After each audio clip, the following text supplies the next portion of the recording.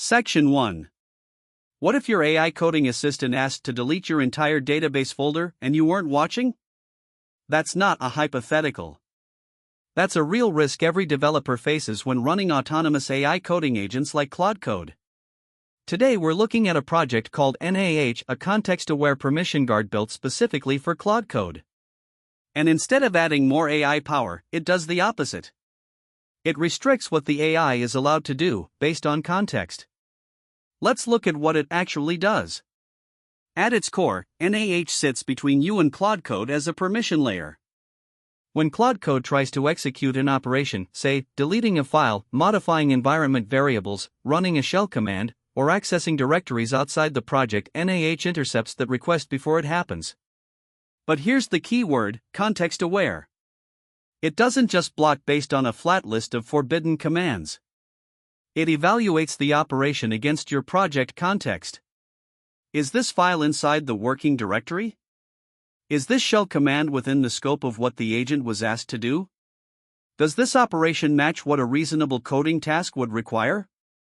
In practice, you configure NAH with a simple rules file.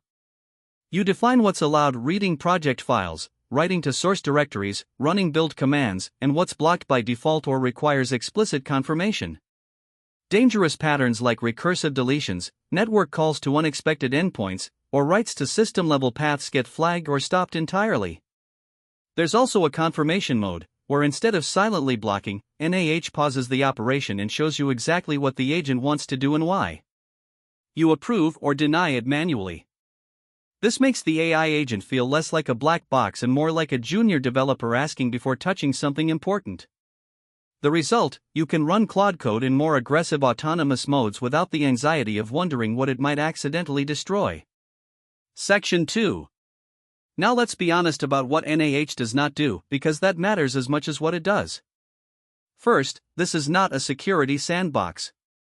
NAH is a permission guard at the application layer, not a system-level isolation mechanism.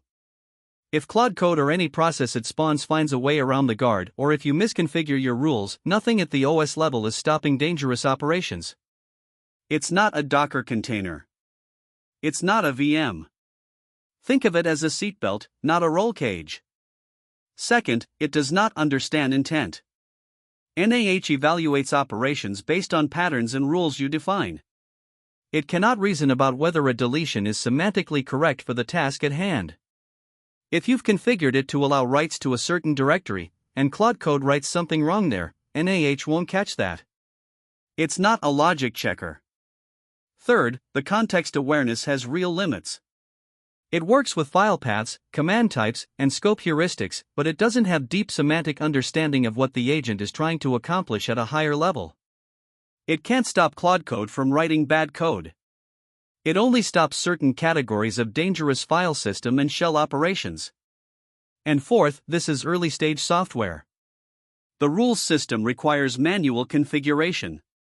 There's no auto-detection of your project structure, no AI-powered rule generation, no integration with CI/CD pipelines yet. You get out what you put in. Section 3. So where could this realistically go? The most natural evolution is smarter, auto-generated rule sets. Imagine NAH analyzing your project repository at startup, detecting it's a Node project, a Python Django app, or a Rust binary, and automatically suggesting a permission profile appropriate for that type of project.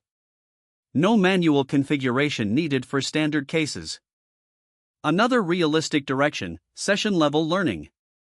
NAH could observe what operations Claude Code performs during a session, flag anomalies compared to a baseline, and tighten rules dynamically when it detects drift, like when the agent starts touching files well outside the original task scope. Team-level policy files are also plausible. Organizations could ship a .NOT config alongside their codebase, the same way they ship .slintric or .prettyarc files. Every developer running Claude Code on that repo would automatically inherit the same safety boundaries. This is especially useful for contractors, open source contributors, or anyone you don't fully trust with unrestricted agent access. And as AI coding agents get more capable and more autonomous agents that run for hours, write entire features, manage their own subprocesses, a permission guard layer like this becomes less of a nice to have and more of a standard infrastructure component. NAH is early in that direction. Section 4. So why does this project exist at all? What's the actual problem? Here's the uncomfortable truth: AI coding agents are getting powerful faster than our mental models of how to safely use them are evolving. Most developers using Claude Code or similar tools are essentially running a highly capable autonomous process with access to their file system, their shell, and often their credentials, with no guardrails beyond their own attention. When you're watching every step, that's fine. But the whole point of an autonomous coding agent is to not watch every step. You give it a task, you go do something else, you come back. And during that time, the agent might do exactly what you asked, plus a few unintended things along the way. NAH exists because the developer who built it ran into this problem personally, not hypothetically. And instead of just being more careful, they built infrastructure to make carefulness the default. This is a broader pattern worth paying attention to. As AI tools get embedded deeper into developer workflows, the tooling around safety, observability, and control needs to grow alongside capability. You wouldn't run production infrastructure without access controls. Why would you run a production AI agent without them? NAH is a small project. But the instinct behind it, that we need a permission layer between AI agents and the systems they touch, that instinct is right. And it's going to matter a lot more as these agents get stronger. Links to the project are in the description. If you're running Claude Code or any autonomous coding agent, it's worth 10 minutes to understand what this does.